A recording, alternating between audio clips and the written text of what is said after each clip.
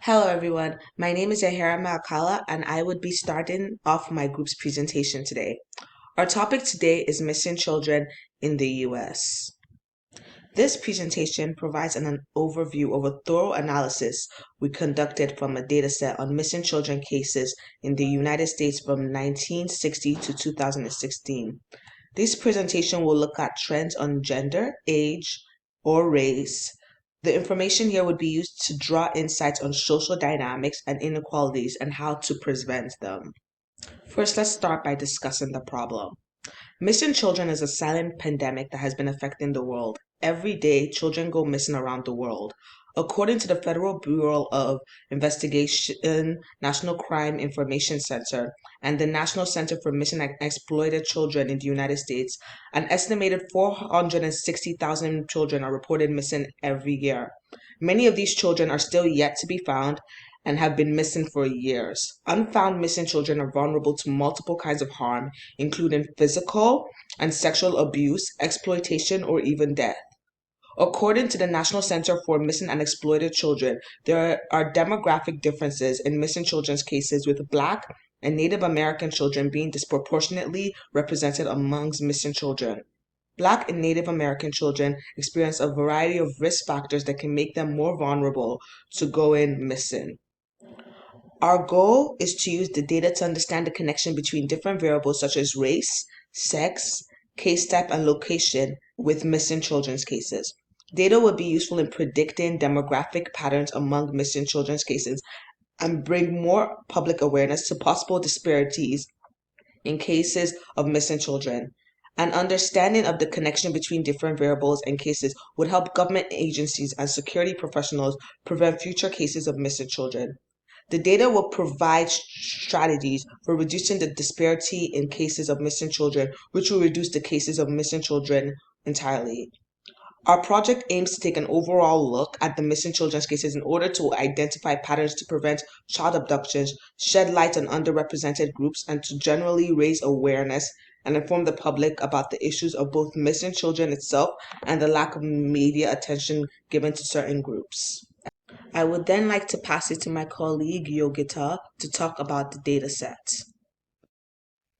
Talking about the dataset, we have selected a dataset of missing children in the United States that cover more than 2,800 cases from 1960 to 2016. This dataset has been retrieved from data.world. This dataset is made publicly available from the National Center for Missing and Exploited Children specifically for the Cloud Era Child Finder Hackathon event in 2017. According to the International Center for Missing and Exploited Children, an estimated 460,000 children are reported missing each year in the US alone. However, many of those children are found, but the ones in our dataset have not yet been found as of the time this dataset has been released to the public. This is a sample of the dataset that we had used. After downloading the raw dataset from data.world, we cleansed it by removing unnecessary columns, fixing null values either by doing quick additional research to fill in the missing info or outright removing them altogether. The dataset itself was not originally very messy and there was not a large amount of cleaning that needed to be done. We used Jupyter Notebook to detect and replace any existing null values using the isNull function. Hello, I'm Anvisha and today I'll be presenting the analysis and findings from our visualizations. The dataset in general was predictive and there could be seen some similar patterns in different missing children case types. There were some interesting insights drawn from the data and our visualizations. Firstly, we could see that endangered runaway cases seem to be the highest in both male and female children. In terms of trends, highly reported cases are of female in comparison to male children. In case of family abductions, however, the cases reported of male children are slightly higher than that of females.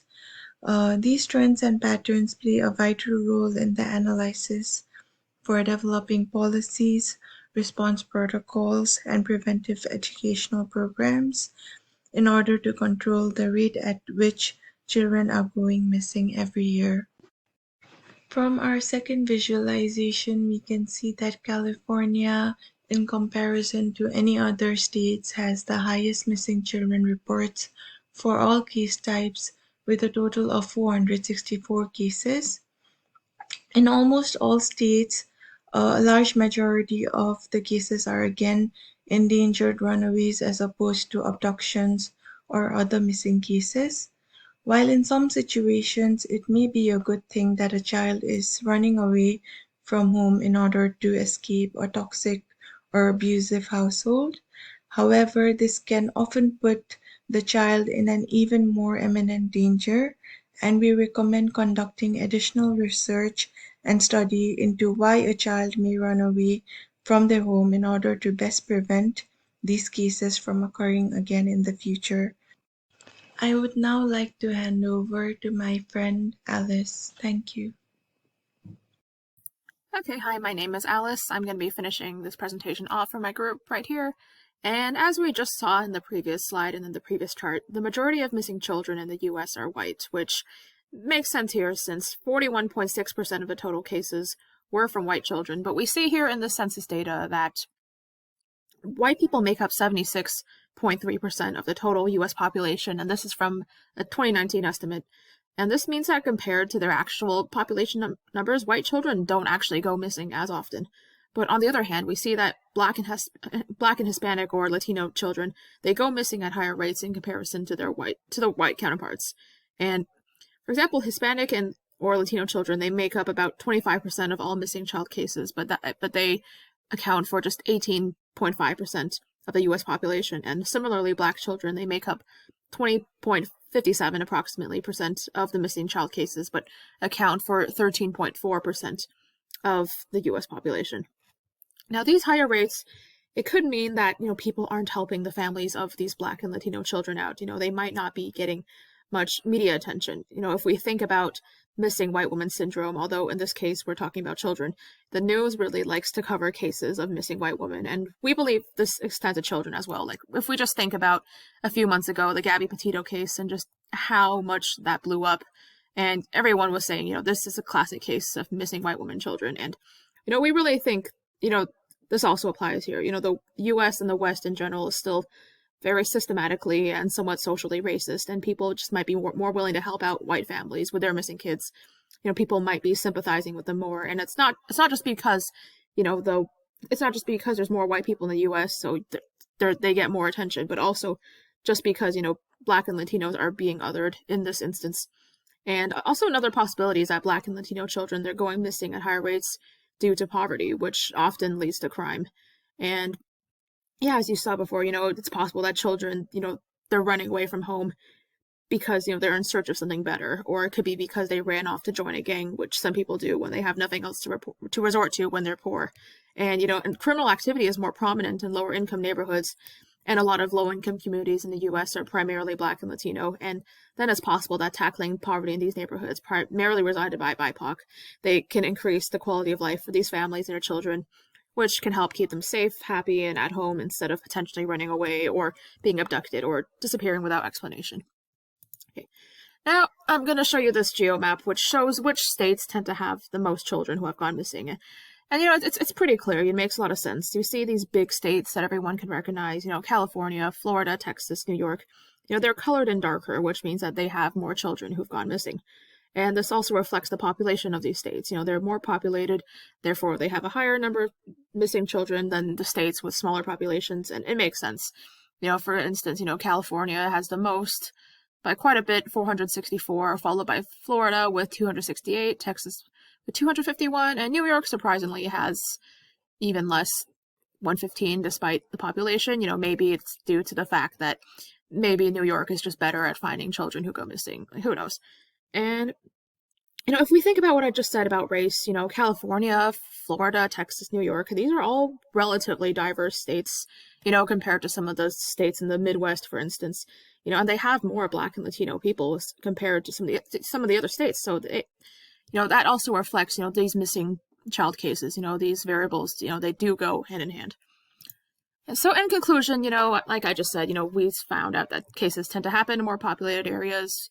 Makes sense, more people, more things are more likely to happen. And as we found out before, most cases are actually due to children running away from home as opposed to abductions. But again, this is because this data deals with children who are still missing, and children who are abducted are very likely, more likely to be found than children who purposely run away, as it's possible. And we also found out that Black and Latino children, they go missing at a greater rate, compared to white children. And, and our solutions for this, we think the U.S. government should pay more attention, provide more aid to disadvantaged urban neighborhoods, primarily resided by people of color, these lower income neighborhoods with more Black and Latino children. There could be more crime there, and crime can often, crime and criminal activity, they can lead to more children going missing. And a good way to tackle crime is to provide more support for them. But also people in general should just pay more attention to missing Black, Indigenous, people of color. They're not given as much spotlight and attention, compared to white women or white children. And we really think that, we really do think that part of the reason why, so many Black and Latino children go missing at greater rates, it is still due to an underlying racism problem in the country of the U.S. And that's the end of our presentation. Thank you very much. We'll see you later.